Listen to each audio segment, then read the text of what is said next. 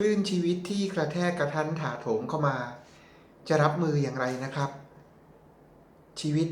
ที่ประสบกับความทุกข์ยากลำบากประสบกับปัญหานานาประการเนี่ยมันจะมีทางออกได้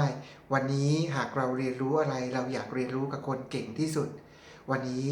ในเรื่องของความทุกข์และผู้ชนะดับทุกข์ได้ผู้ที่เก่งที่สุดประเสริฐที่สุดนะครับในมวลหมู่มนุษย์นั่นก็คือองค์สมเด็จพระสัมมาสัมพุทธเจ้านะครับได้นำบทความการชนะทุกข์นะครับชนะคลื่นลมของชีวิตมาจากหนังสือเล่มนี้ครับพระไตรปิฎกฉบับคัดสรรนะครับได้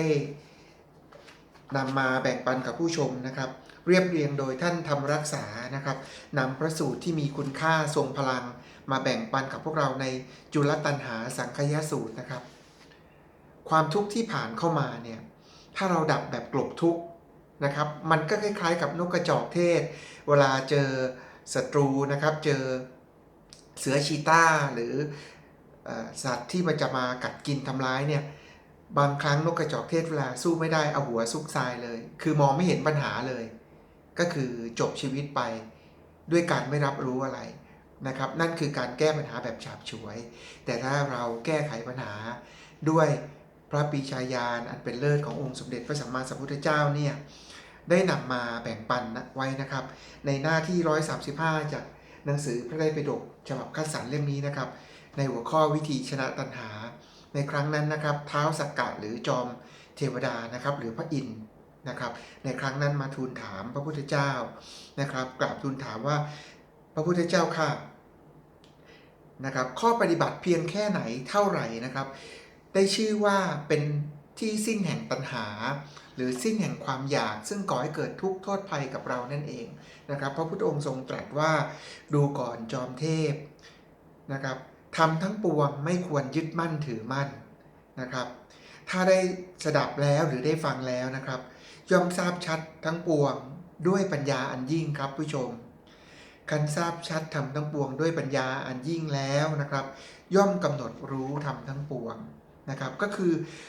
ให้กำหนดรู้นะครับทำหรือสิ่งต่างๆที่เข้ามากระทบนั้นนะครับครั้นกำหนดรู้ทำทั้งปวงแล้ว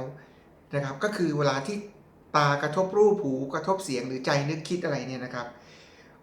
เมื่อกระทบแล้วเกิดเวทนาก็คือชอบชังเฉยนะครับเมื่อเสวยเวทนาอย่างใดอย่างหนึ่งทั้งสุขทั้งทุกข์หรือไม่สุขไม่ทุกข์นะครับพระพุทธองค์ทรงตรัสว่าเธอย่อมพิจารณาเห็นว่ามันไม่เที่ยงนะครับก็คือมันไม่คงที่คงทนนะครับมันไม่มีตัวตนให้ยึดติดคงมั่นถาวรว่านี่ตัวเรานี่ของเรานะครับพระพุทธองค์ทรงตรัสต่อว่าพิจารณาเห็น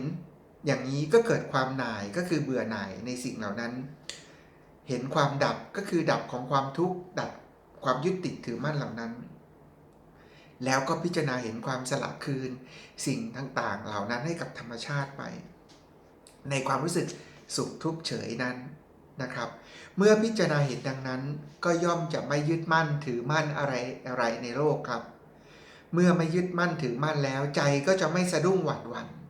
เมื่อไม่สะดุ้งหวาดหวั่นย่อมดับกิเลสให้สงบได้เฉพาะตัวก็คือเรารู้ได้เฉพาะตัวเรานะครับว่าเมื่อเรามีสติกระทบแล้วพิจารณาเห็นความไม่เที่ยงความเป็นทุกข์ทนอยู่ในสภาพเดิมไม่ได้ไม่มีตัวตนแล้วเนี่ยมันเกิดความจางคลายมันดับทุกข์ของเราลงไปต่อหน้าต่อตาเห็นประจักษ์ใจเลยนะครับผู้ชมผู้ฟังที่รักเมื่อกิเลสได้สงบตัวลงทราบชัดเจนนะครับว่าชาติสิ้นแล้วพรหมจรรย์อยู่จบแล้วก็หมายถึงว่ามันก็ไม่ก่อให้เกิดภพชาติไม่ปรุงแต่งให้เป็นวิบากกรรมหรือวงเวียนแห่งความทุกข์อีกนะครับก็มีความสงบร่มเย็นอยู่กับปัจจุบันกิจที่ควรทำได้ทำเสร็จแล้วกิจอื่นเพื่อความเป็นอย่างนี้ไม่ได้มีนะครับเพราะฉะนั้นนี่แหละครับคือพระธรรมอันประเสริฐจากจุลตัณหาสังคยสูตรนะครับที่บันทึกไว้ในพระไตรปิฎกนะครับกว่า 2,600 ปีที่พระพุทธองค์ทรงเทศนาธรรมสั่งสอนให้คนหลายล้านคนทั่วโลกเป็นเวลา 2,000 กว่าปีนั้นได้พ้นจากความทุกข์นั้นได้นำมาแบ่งปันกับผู้ชมผู้ฟังที่รักเปรียบเสมือนการฝึกปฏิบัติครับในชีวิตจริงไม่ว่าเราจะทำงานไม่ว่าเราจะมีชีวิตคู่ไม่ว่าเราจะเรียนหนังสือนะครับหรือว่าเราจะดูแลสุขภาพร่างกาย สิ่งต่างๆทั้งปวงเนี่ยเราทำได้ดีที่สุดก็คือทำเหตุให้ดีทำหน้าที่ของเราให้ดีแต่ผลลัพธ์เนี่ยเพื่อนๆผู้ชมผู้ฟังที่รักจับมันหลวมๆดูมันแบบสบายๆนะครับเพราะในความเป็นจริงแล้วมันไม่ได้อย่างใจเราทั้งหมดหรอกนะครับบางครั้งเหตุปัจจัยเกื้อกูลสนับสนุนผลมันก็ออกมาเป็นที่น่าพอใจแต่ในบางครั้งผลมันแตกต่างออกไปเนื่องจากมีตัวแปรอื่นเข้ามาแทรกนะครับเราก็เรียนรู้จากมันเพราะฉะนั้นถ้ามันไม่ถูกใจไม่ชอบใจในชีวิตจริงเราก็เรียนรู้แล้วมาปรับจูนปรับแต่งแก้ไขพัฒนากันต่อไปสังเกตไหมครับมือถือเนี่ยทุกปีก็ยี่ห้อเดิมเขาก็จะมีรุ่นใหม่ออกมาเสมอนะครับในทางการตลาดเขาก็ไม่ได้บอกว่ารุ่นเก่าไม่ดีแล้วแต่เขาบอกว่ามีสิ่งที่ดีกว่าเห็นไหมครับนั่นคือการพัฒนาต่อยอดไปเรื่อยๆเพราะฉะนั้นการใช้ชีวิตของเราก็เช่นกันถ้าสิ่งไหนที่เราทำแล้วมันผิดพลาดคลาดเคลื่อนเข้ามากระทบแล้วทำให้จิตใจเราเศร้าหมองถือว่าสิ่งเหล่านั้นเป็นครูเป็นบทเรียนให้เราเรียนรู้และนำมาแก้ไขพัฒนานะครับแล้วถ้าปฏิบัติในเชิงลึกอย่างใน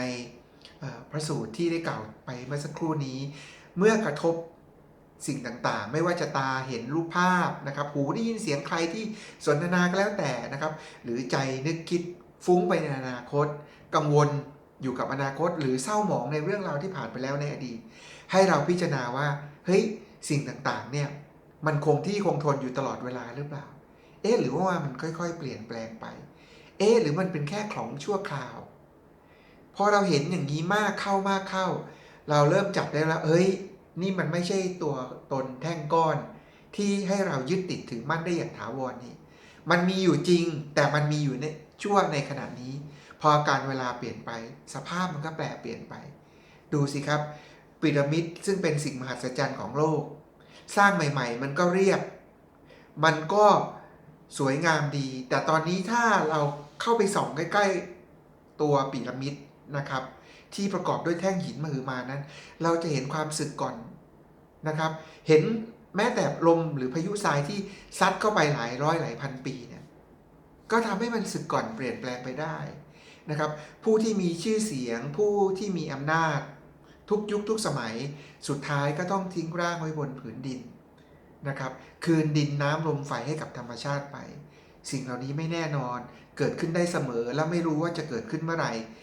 กับชีวิตของเราเพราะฉะนั้นการเตรียมรับมือดีที่สุดก็คือเมื่อกระทบแล้วเราเห็นความเปลี่ยนแปลงความไม่เที่ยงแท้คงทนนะครับเราก็ไม่ยึดติดถือมั่นมันแต่เราทำสิ่งต่างๆด้วยสติทำสิ่งต่างๆด้วยปัญญารู้ว่าอะไรควรทำเต็มที่นะครับทำเหตุให้มากๆทำเหตุให้มากๆเรียนรู้จากมันนะครับผลลัพธ์จะออกมายังไงเราพร้อมจะรับมือกับมันนี่มันก็จะทำให้จิตใจเราหนักแน่นเข้มแข็งอย่างแท้จริงนะครับแล้วก็ขอเป็นกำลังใจให้กับผู้ชมผู้ฟังที่รักนะครับมีความเห็นอย่างไรมีคำถามอะไรเขียนเข้ามาได้และถ้าอยากศึกษาเพิ่มเติมก็จากเล่มนี้ได้เลยครับพระไตรปิฎกฉบับคัดสรรนะครับโดยท่านธรรมรักษาปักตะกร้าไว้ให้นะครับด้านล่างในตะกร้าสีเหลืองนะครับแล้วก็ขอให้เป็นวันคืนที่ดีมีความสุขอยู่กับปัจจุบันขณะทุกคนทุกท่านครับ